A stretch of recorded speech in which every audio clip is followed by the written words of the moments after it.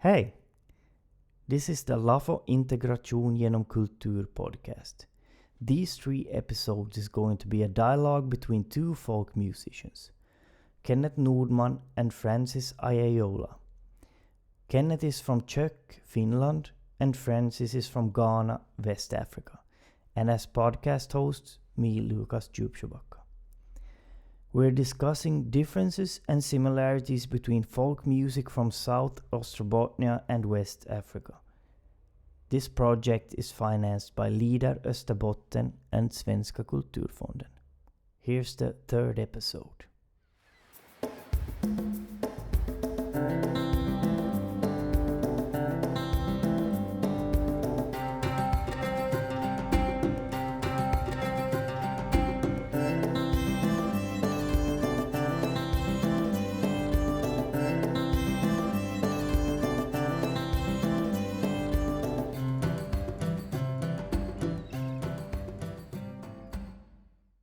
If you talk folk musicians, was there a higher status for it? Like Kenneth, you know, around here, I think like that would completely depend on back in which day, because I think that has changed and maybe like gone up. There have been like dips and but I mean at times I think the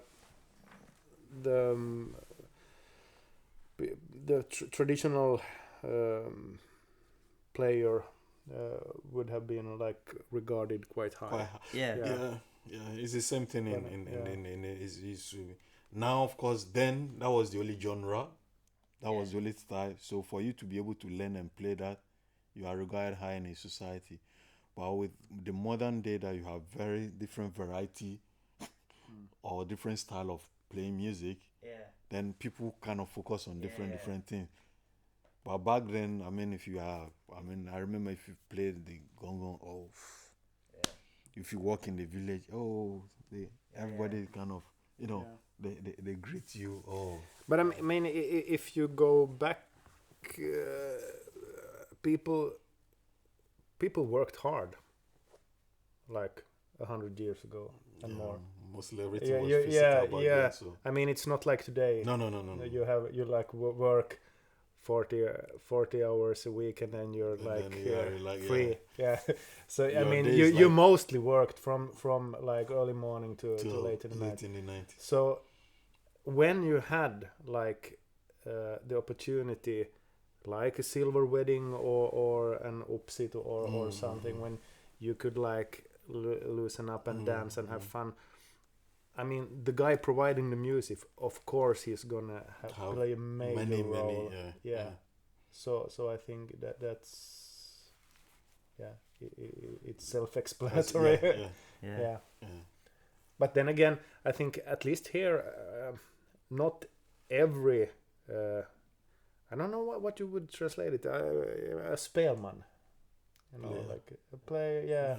But I think here, when you say spelman, you think of a traditional music player, a spelman was often also a little peculiar, a little like was it professional? No, a lot of the spelmen were like kind of a little funny people. Like they had they had some. They could be heavy drinkers, or they could be like doing a lot of like maybe something that the society consider a bit. They were kind of not your average like guy. They had some, maybe issues, but they were good at playing. Yeah, but they were kind of in I think it's still the same actually. Now, because for instance, most of the live musicians nowadays, I think that art comes with us. Either you are a bit drinking or womanizer or and I mean if you're an artist of any kind, I mean many artists are kind of I don't think we should not generalize. No, we are not. We are not generalizing. But we're like completely normal. Yeah, people. we are not general, but it comes with the art. Yeah. Some part of it.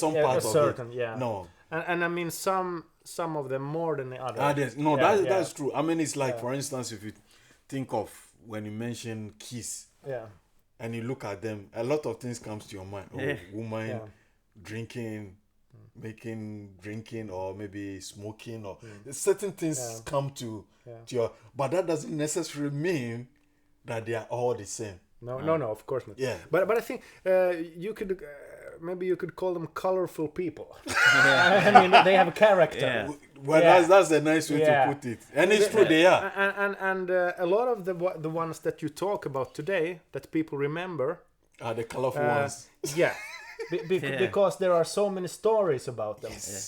About what they did they did kind of weird things. That's true. So and I think that's kind of charming as well. Yes. I mean. People sometimes go to see not the band, but that person. Yeah, and I mean, if you were a real good, the best ones, and you had also a lot of character, and you were a colorful guy, like that, then you're going to be remembered like for a long period of time. That's true. That's true. But I mean, there were also some of those that weren't the best players, but they're still remembered because. They did a lot of. That's true. Yeah. That's true. Let's go to some of the instruments right now. Can you talk about your drums a little bit, because the people here in the podcast can't see them now? But can you? What's their name and the? Traditionally, in like I think last time we were talking, in every culture in the world, irrespective, every group, every culture, every dialect, they all have certain instrument they use to make music, and all of them at some point have some level of percussion. Yeah. For instance, if you look back, for instance, in the Nordic and stuff, and for instance, Viking, the movie, this TV series, but you see that they have some sort of there's an element of percussion somewhere, but the way these percussion are built, the technique are different, but it follows the same principle. Yeah. Piece of wood, animal skin, and string. All of them follow the same principle, but the technique of how they are made are different. Yeah. This is typically from my tribe. We call it the Panlogo drum. Panlogo, yeah, Kpanlogo. Yeah. Yeah.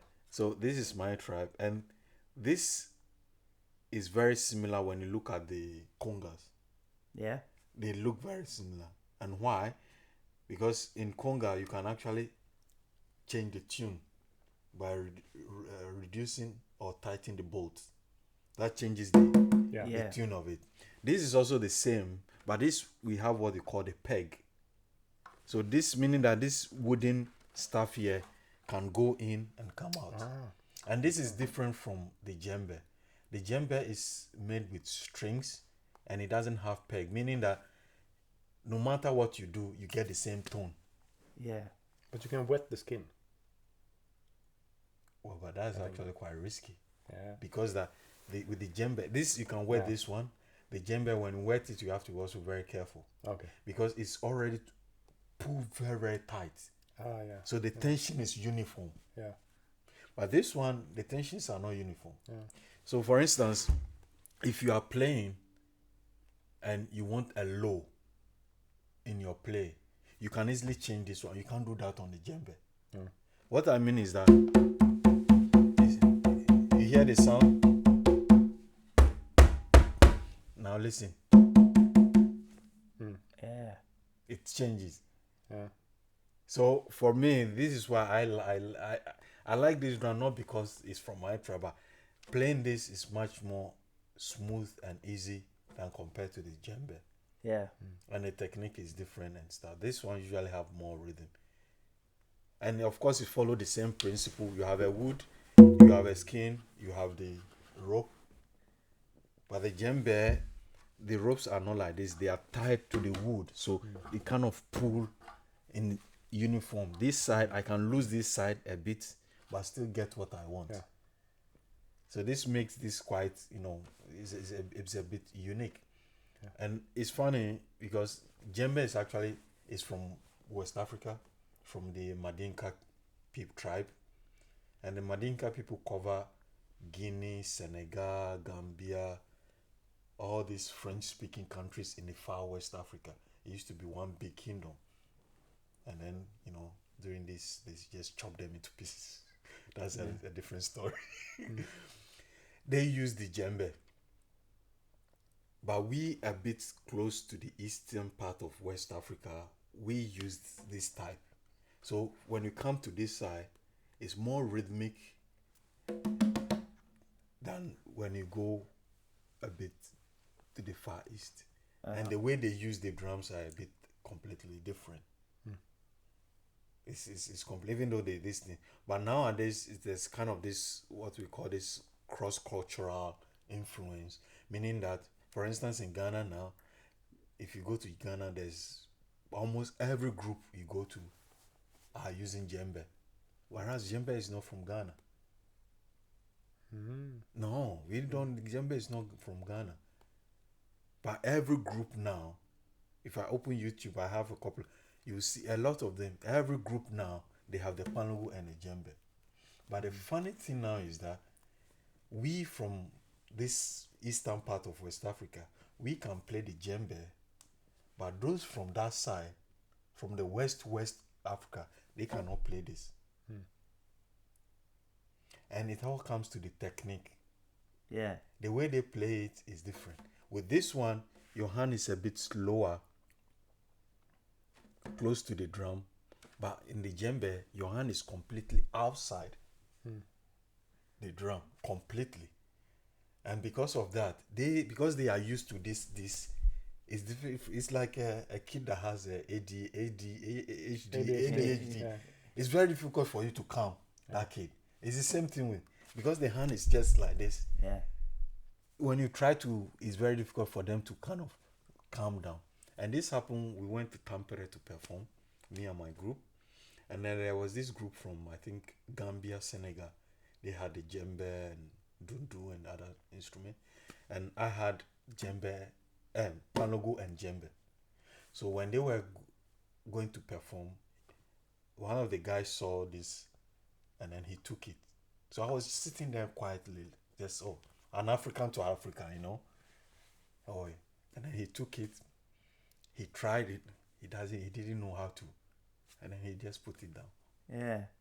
That is when I realized that no, there is completely different. So this for me, this is quite unique, and once you get hold of this, the advantage of this, if you start with this, it's easier for you to start playing djembe, because this is more difficult than djembe. Yeah. The skin of it is that's cow that you said, right? Yeah, this one is cow. Yeah. They mostly use cow and sheep. Yeah. But then some, for instance, in Gambia, most of the djembes, they use goat. Goat. Yeah. Yeah, goat, and that's why drums made from usually from that side sometimes very expensive. Yeah. Really, really expensive compared to drums made from us. A little bit, depending on the drum, for instance. But of course, this panlugu is a bit more expensive than the djembe, and of course too, there's also different variation. Yeah. Based on what you want. The details on the drum, it's very detailed, like this A actually lot of carvings, a giraffe. carving. It's animal carvings. It's funny that most people, making this piece of drum, it's like it has it goes through a process, meaning that it's like a factory, you have this department handle this, that department handle. There are special people that does the carving. Yeah. So, for instance, if I'm a drum maker, I go and buy this, I'll clean it and everything, and then I go and give it to someone who carves. Okay. and then the person will carve and then bring it back to me. Okay. So usually those that make the drums are actually not the same people that does the artistic work. So you chose the giraffe. Yes. So for me, if I want, then I can decide. Okay, I want a giraffe. It's like a tattoo artist. Exactly. Maybe. Because there are artists that does all this carving and stuff. Let's go into the violin. What's the major difference between a violin and a fiddle? It's the same instrument. It has only to do with what you're playing. I mean, fiddle is the style of music you play. Fiddle is a fiddler, or you play the fiddle, then it's like folk music. The violin is more classical music. Okay. But I mean... But now you are using the violin to play folk music. Yeah, but this is... Okay, when I play this, it's a fiddle. But if I give it to like a classical player and he plays this, then he plays the violin. But I mean, a fiddle player would maybe have other kinds of strings and maybe a setup, the strings a little bit lower, easier to play. Because they play long. Yeah, and they don't have to, because when you're a classical player, especially if you're a soloist, you have to project, and the sound has to go really fast. So you need to so you have that kind of strings, and the further up you have the strings, the more sound you can. It's harder to play, but you can get more sound out of the violin. In folk music, maybe not so much actually here. In I think if you go back maybe 100 years or more, then it probably was more common to tune the violin differently. And I think a classical violin player, they don't do that. But I mean, in folk music it's quite common to I have right now like what we like to think is the standard tuning. But I mean, if you go to Norway and ask traditional music player, they call this the low tuning. Okay. Because it's really uncommon for them to even have this that we like to think is the standard for a classical player standard tuning. But I mean, when you have, it's quite common the tune like that. Or you can. That's quite a common.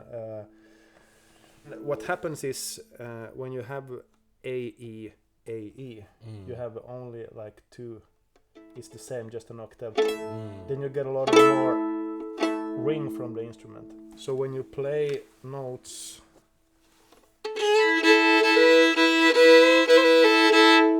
the whole instrument starts to resonate because the other strings. But this only works if you're playing certain keys. Okay. So if you play in a lot of different keys, then it's easier to have the standard tuning. But for tunes in, like, if I would play a tune in A on this, it's like really.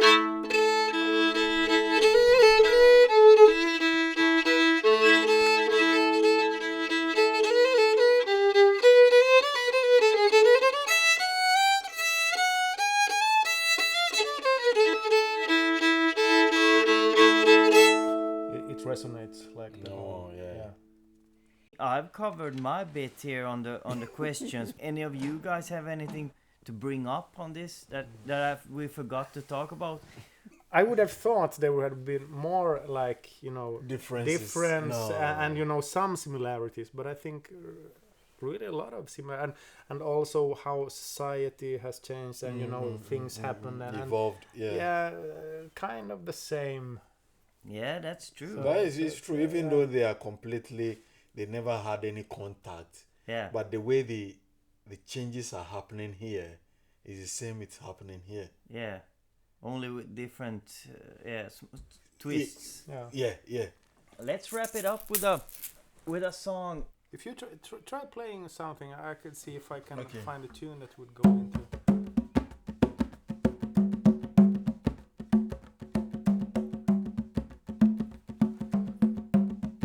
Okay, that would go nice with a shottis. Maybe a shottis from Kvelax. Okay.